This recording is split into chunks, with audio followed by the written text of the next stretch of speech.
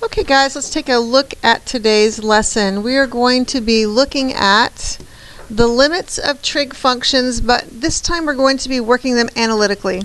There are actually three different ways that we can work limits. We can work them graphically, which we did on Friday.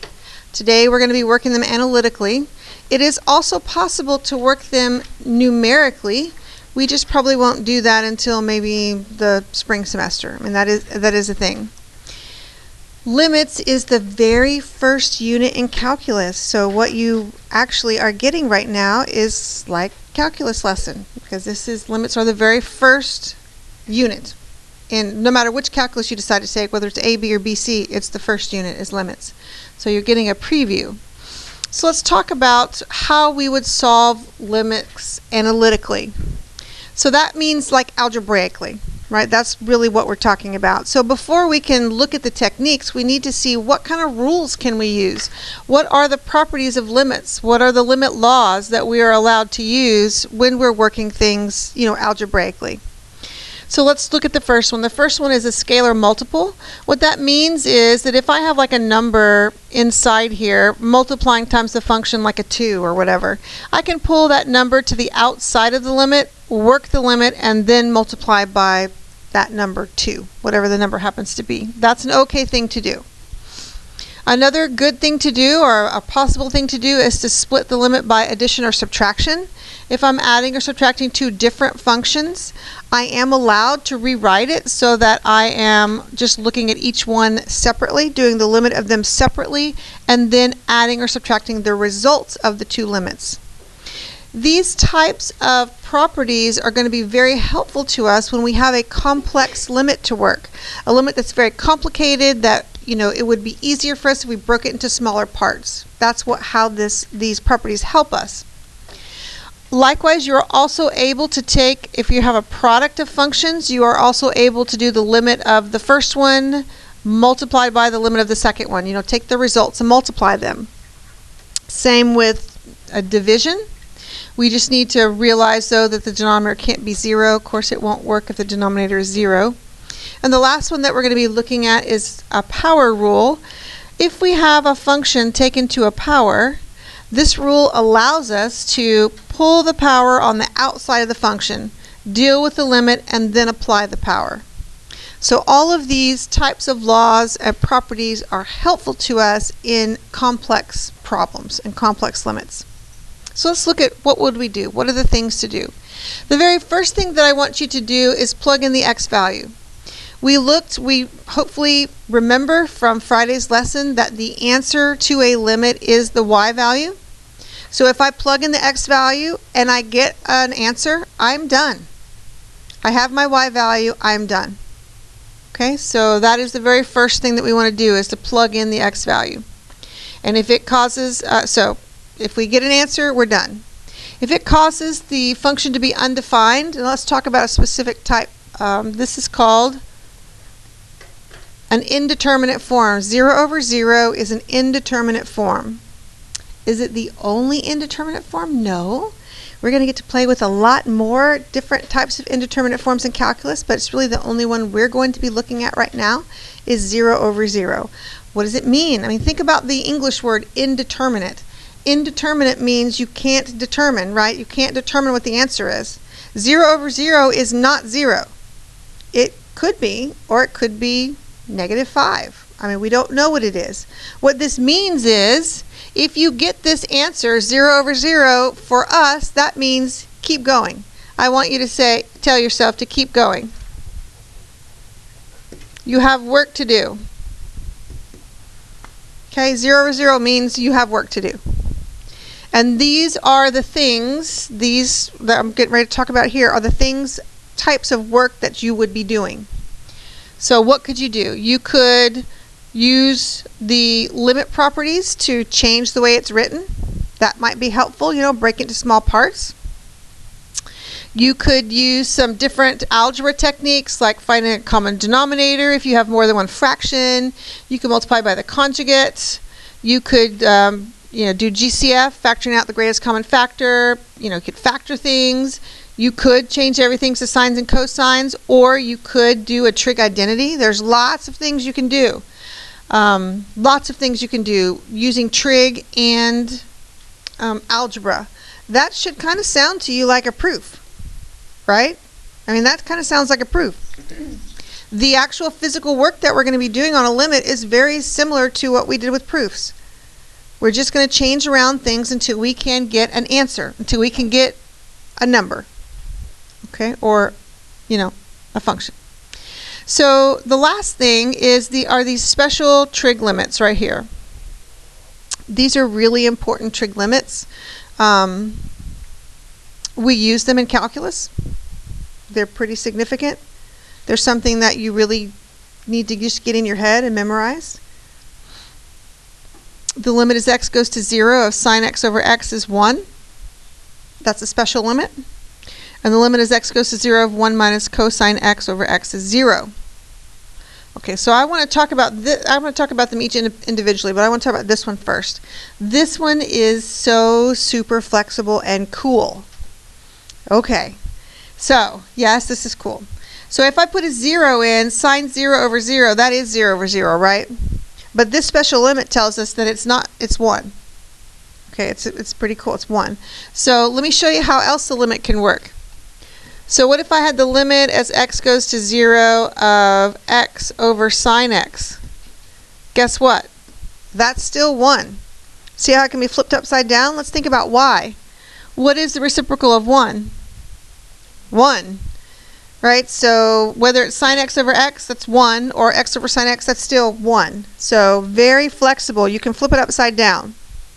Another thing that you can do, so the limit as x goes to 0 of, say, sine 3x over 3x. So I plug in a 0, I get sine 0 over 0. That's still 1. Now I need you to notice, actually, that this argument of the sine has to match the denominator. It has to be exactly the same. It can't be 3x over x or 3x over 2x. It has to be the same. When it's the same, then it tends to 1. Tends means heads to 1. Okay, and for the finale, there's even one more, even cooler thing that can happen. Okay, so you've seen how flexible it is, right? It can go flipped upside down. You could have sine 3x over 3x. That's still 1. Well, look at this scenario. What if I had the limit as x goes to 1? Ooh, I'm going to a different place. Of sine of x minus 1 over x minus 1. Write that a little bit better. X minus 1. So what happens if I put the 1 in? I get sine 0 over 0. And those match. Ooh, that is also 1. Isn't that so cool? So you can see this, the usefulness of this, in lots of different ways. You can see how useful it is. This one is very, very flexible. Let's look at the second one. The limit as x goes to 0 of 1 minus cosine x over x. The answer to that limit is 0. Do you think it's possible for us to flip this upside down?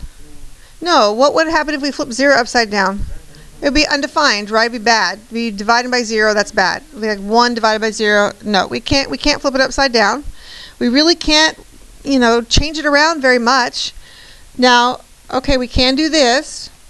I guess we'll have to give it a little bit of credit for this. It's really not much, but that would be like negative 1 times 0, right? Which would still be, you know, 0. So that's about as flexible as it gets. It's just not that flexible. So let's talk about these. These are typically going to be, many times, not all the time, many times they're going to be embedded in the problems that you're working. You need to find them, unbury them. They're going to be hidden. They're going to be hidden inside there. Okay? Questions on the procedures or something so far? Yes.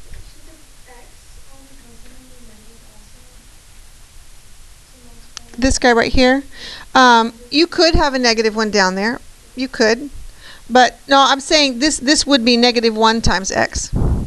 And excuse me, negative 1 times that, which would still be 0. So that's really as flexible as it gets. It's not that workable. Okay? So we have a few examples on the other page. Let's turn to the other page. Okay, the first thing that I want you to do is to substitute the number in. I always want you to do that first. So sine of pi over 4 is what, root 2 over 2. Tangent of pi over 4 is 1. Oh, well, that's our answer. That's the y value of that function, root 2 over 2. Okay, see why I want you to plug in first before you... Now that looks very, gosh, it's tempting to just jump in there and change the tangent to sine over cosine and do some stuff. And you can. And when you're done, you're still going to get that as your answer. Okay? So always plug in first. The next one. So sine of 0 is 0, and 0 cubed is 0. And x 0 cubed is 0. 0 over 0.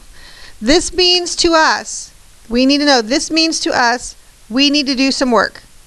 That's what it means. We need to do some work. So let's look at let's see. It looks like it has that special limit kind of embedded inside there, right? That sine x over x. We need to figure out how to release it, get it out of that mess right there. So we need to rewrite it. Okay, we need to rewrite it. So these are both cubes, so I'm going to rewrite it. So I have sine x over x cubed. All I did was I used a exponent law, right? I have an exponent law that allows me to do that.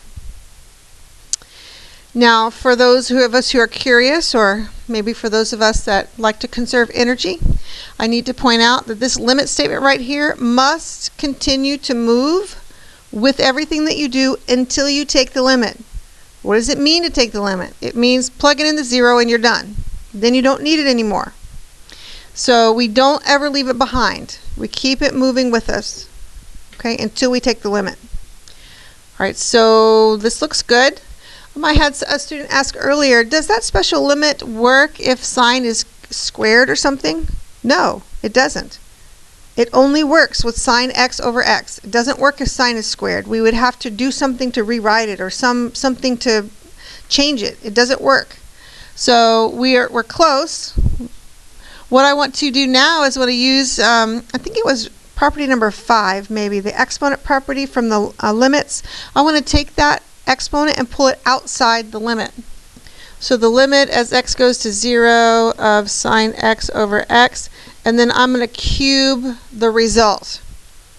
So yes, I need to see these steps in your work. What this demonstrates to me is that you know how to use a limit property.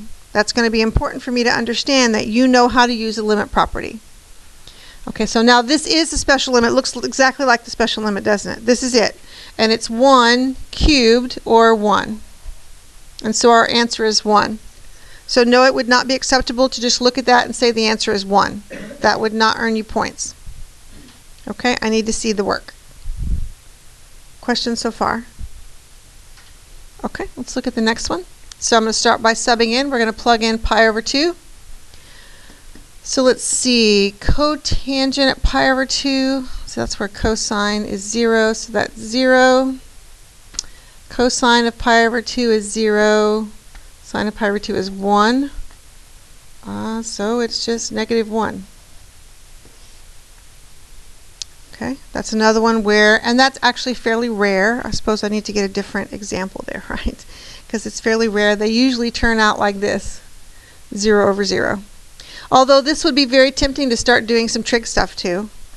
I mean, if you didn't plug in first and didn't know that it's actually just negative 1.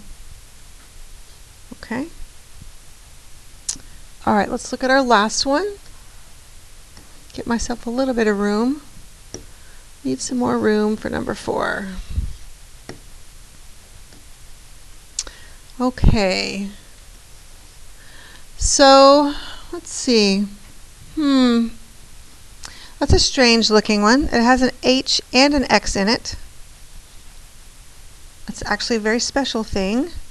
I'll talk to us about it after we finish it. So, I really can't work with sine x plus h. I really can't deal with that. I'm going to have to do the sine addition property. I'm just going to have to break it apart into little pieces so that I can really deal with what's going on. So let's do that. The limit as h approaches 0 of, so I'm going to use the sign addition property. So that would be sine x cosine h plus sine h cosine x minus sine x over h. Okay. So let's look and see what we have. We don't really have any like terms to add together, but we do have a sine x here and a sine x there. All right, I'm going to group those. I'm just going to rewrite it. I'm not going to do anything. I'm just going to rewrite so that sine is by this one. So the limit as h goes to 0, sine x cosine h minus sine x plus sine h cosine x all over h. Okay. So I just rewrote it. I just want to get the signs together, the sine x's together. Now I'm going to do a GCF. I'm going to factor out sine x. So the limit as h goes to 0 of sine x times cosine h minus 1 over h plus sine h cosine x over h. Now I'm splitting this apart into two fractions. Is that an okay thing to do? Sure is. It is, isn't it, right? So algebra sometimes can be a struggle for some of us. That's legitimate. If I added these back together, I would get back to where I started. Now I split them apart on purpose, hoping that you would see some things that are embedded inside there. Do we see this right here? Does that look familiar to us yet? That's one of the special limits. What about this right here? Familiar? Right? That's one of the special limits. So what I'm going to do actually is I'm going to rewrite this into 4 different limits. I'm going to just go crazy with limit properties. Right? I'm going to write this as a limit right here. I'm just going to rewrite it. So let's do that. So the limit as h goes to 0 of sine x times the limit as h goes to 0 of cosine h minus 1 over h. I'm going to pause here for a second. Is it okay for me to do that? Is that algebraically okay? It is, right? I'm multiplying that. If I multiplied these back out, wouldn't I get back there? Yeah, that's okay. It's okay. So let's work on the second piece. So the limit as h goes to 0 of sine h over h times the limit as h goes to 0 of cosine x. So I want to pause here for just a second and make sure we get all caught up. So I took that and I'm splitting it into 4 different limits so that it's very obvious what's going on. I need to make sure it's clear. Okay. So let's start with this very first limit. I want you to notice something strange. Look how the h is going to 0 and this has an x in it. Let me just say that x does not care where h is going. I know it probably hurts his feelings, but it doesn't care. H, you're going to 0, great. I'm not going. I'm not going anywhere. You're an h, I'm an x. Maybe I might say goodbye to you as you leave. Right, that's about it. That's all we got. H does not affect x. It's as if it were a constant. It's as if it were a constant. No effect. So if I'm doing the limit as h goes to 0 of sine x, what do you think I'm going to get? Sine x. If I'm doing the limit as z goes to 0 of sine x, what do you think I'm going to get? Sine x. Because it's not the variable. It doesn't care. You see what I'm saying? It doesn't affect it at all. It just like goes right over it. So this is sine x. Okay, we comfortable with that? Maybe in time we'll be comfortable with that. Okay. So now let's look at the limit as h goes to 0 of cosine h minus 1 over h. Okay, this is h, that's the family, right? That they care. They care where h is going. H is going to 0, they go to 0. What is this going to tend to? 0. That's a special limit. So that's going to be 0 plus. Okay, what about this one right here? That's a special limit, isn't it? That's 1. And here we have another unusual circumstance. The limit is h goes to 0 of cosine x. Does x really care that h is going to 0? No, not really. Maybe they're friends, maybe they do care, but they're not going, right? It's an x, not an h.